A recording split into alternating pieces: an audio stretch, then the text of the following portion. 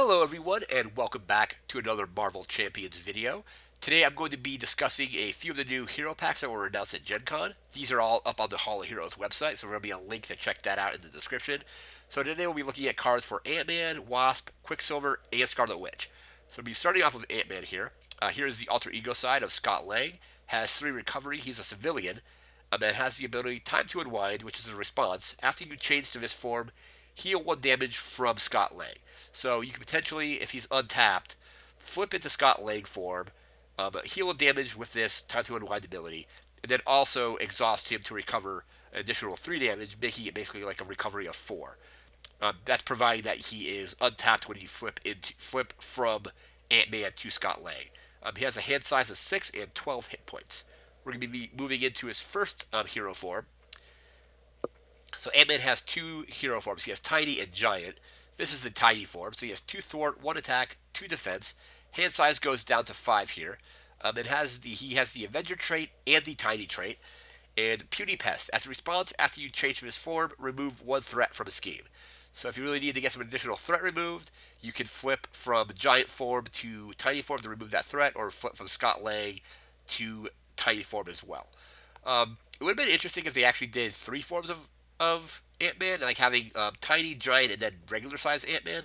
But I think probably keeping track of 3 forms would probably be kind of difficult, especially I believe these are going to be the foldable cards. So Ant-Man is going to be able to be like folded to be a larger card, I believe. I'm not sure how that's going to work, but they're talking about having these be foldable at some point. So again, that's basically can remove a threat, and then he has two thwart, 1 attack, 2 defense. We're going to move into his Giant form next. And here is Giant Ant-Man. Avenger, he's an Avenger and he's a Giant. So he's a Giant keyword. He has 1 thwart, 3 attack, 3 defense. And he has a Giant nuisance response. So after you change to this form, deal 1 damage to an enemy. So each form has a different thing that happens when you flip into them, or out of them, I should say, into the other forms. So Giant form does a damage. Tiny form gets rid of a threat point. And flipping back to Scott Lang lets you heal a damage. So that is Giant Ant-Man. Into our next card, we have the Pim Particles. So it's a resource, and as a hero response, after you spend this card, heal 2 damage from your hero if you are in Giant form, or draw 1 card if you are in Tiny form. So basically, depending on what form you're in, you'll discard this to spend it on some other like upgrade or an event. And then depending on if you're Giant, you get to heal 2 damage. If you're Tiny, you get to draw a card. So depending on what you need in that situation, you could be in that form, and then use this card to pay for something else and get either of those effects, depending on what form you're in.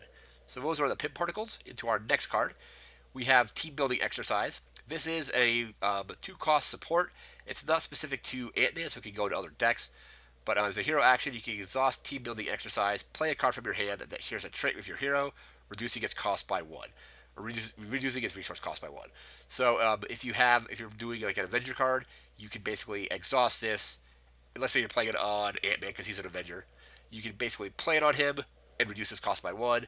I imagine the same is going to be true for other cards that affect both Giant form and Tiny form.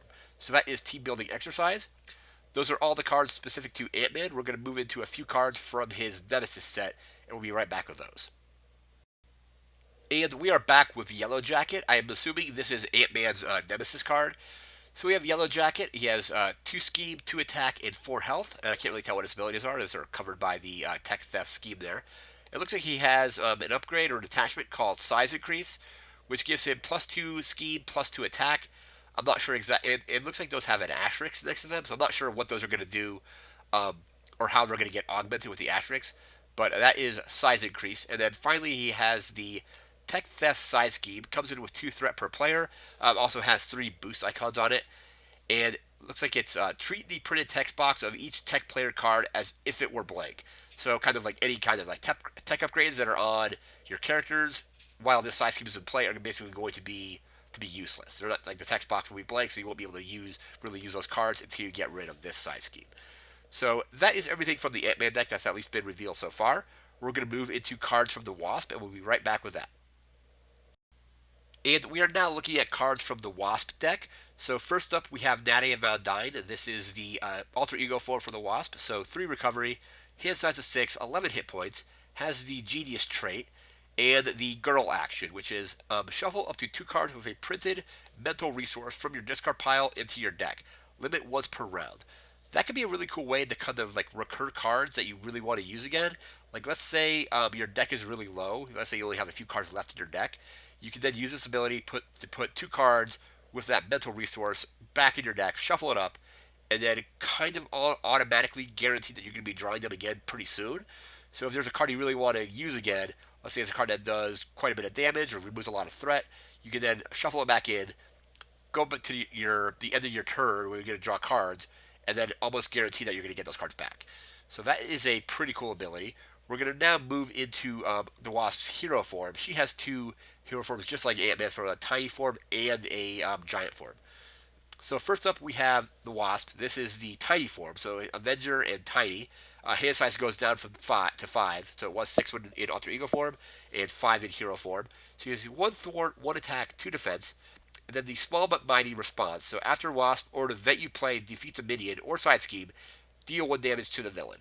So if you use her to, let's say, get rid of a side scheme by thwarting, you deal 1 damage to a villain. Or if you use a card or her herself to defeat a minion, you can then also deal damage to the villain, which is pretty cool. So that is the tiny form. We're going to move it to the giant form. And this was what I was looking at this earlier. I think this is just a really cool way to do this particular character. So 2 thwart, 2 attack, 3 defense, Avenger and Giant. And so thwart and attack both have these stars next to them, so asterisks. So with thwarting, so a threat you remove using your basic thwart power can be divided among schemes as you choose. That is huge, I think. So let's say you have like 1 point left on a scheme that you really don't want to be around, but you also have threat building up on the main scheme. You can exhaust her to thwart 1 off of each. That's pretty good. Pretty good way to get rid of some of the side schemes, especially. The attack, same thing. So damage you deal using your basic attack power can be divided among enemies as you choose. So let's say there's like a minion with guard that you only has 1 hit point left. You don't want to waste your entire attack on just that 1 minion. You can basically attack with Giant Wasp, deal 1 damage, defeat that minion, and then put the other damage somewhere else. Put it on the main villain or on another minion. So that is huge as well. And finally, in her deck, we have Swarm Tactics. It's a 1-cost event. It's a tactic card, has a mental resource, and the team up ability. So I think we talked about this a little bit earlier, or a couple videos ago, saying how I believe Ant-Man and the Wasp and both Quicksilver and Scarlet Witch are going to have cards that will basically like work in either deck or kind of like work together. So it's a team up card, so Ant-Man and Wasp. So it looks like they can either, I think you could put this in either deck, max 1 per deck, and it's basically 1-cost hero action, change to your other form, ready your hero. So basically, with Ant-Man especially, like you're going to be switching between forms, maybe removing additional threat or doing additional damage. You can basically, for 1 cost, flip back to your hero form. So let's say I'm in tiny form. I flip back to Scott Lang to heal a damage. I can then exhaust him to heal damage, spend 1 resource, flip him back into hero form, and then either, depending on if I go back to either tiny form or giant form, be able to either heal damage or remove threat. So that is a pretty cool card. So those are all the cards from the Wasp deck. We're going to now move into the Quicksilver and Scarlet Witch decks. We'll be right back with those. And we are now looking at cards from the Quicksilver deck. So we have Pietro Maximoff. This is the alter ego form, so 3 recovery, hand size of 6 with 9 hit points. He's a civilian, and he has the superpowered siblings action, which is discard 2 cards from your hand to draw 2 cards, or draw 3 cards if one of the Maximoff is in play, limit once per round. So both Quicksilver and Scarlet Witch are going to have, looks like abilities or cards that will do more depending on if the other character is there. At least on the alter ego forms they do. So basically you get to draw 2 if this, or draw 3 if somebody else is playing as Scarlet Witch, or if you're doing like 2-handed solo, you can play as both of them and then get that extra effect. So that is Pietro Maximoff. We're going to move into the hero form for Quicksilver. And here he is. Here's Quicksilver. So 1 thwart, 1 attack, 1 defense. Hand size goes down to 5. He's an Avenger and has the super speed response. After you use one of Quicksilver's basic powers, either thwart, attack, or defense, ready him, limit once per phase. So that's pretty good because you can basically thwart, ready him, and then attack. So again, 1 across the board. So it doesn't have a whole, his attack, thwart, and defense aren't great, but basically you should basically turn that into a 2 thwart or 2 attack, depending on which one of those you do, or 1 of each, depending on which one. So after you basically use one of those abilities, you can then ready him and do the same ability again, or do the other one that you didn't do. So that is Quicksilver. Next card we have is Always Be Running. It's a one cost event. It has a energy resource, or generates an energy resource when you discard it. As a hero action, ready Quicksilver.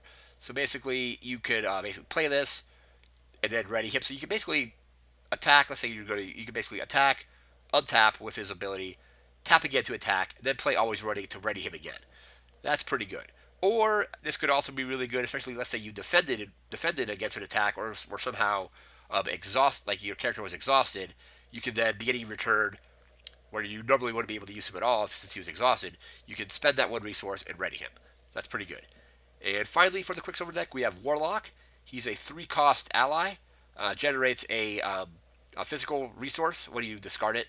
Comes in with 1 thwart, 1 attack, with each one having 1 incidental damage.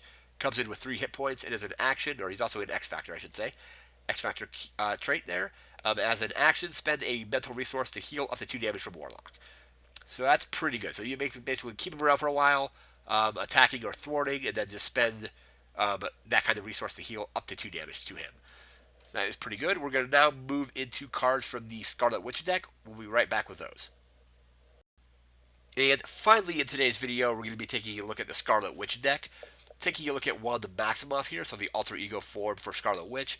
3 recovery, hand size of 6 with 10 hit points. She has the Mystic keyword and the superpowered siblings action. So discard 2 cards from your hand to draw 2 cards, draw 3 cards instead if Pietro Maximoff is in play. Limit once per round. So they're both in play as alter ego form. You basically get that additional effect.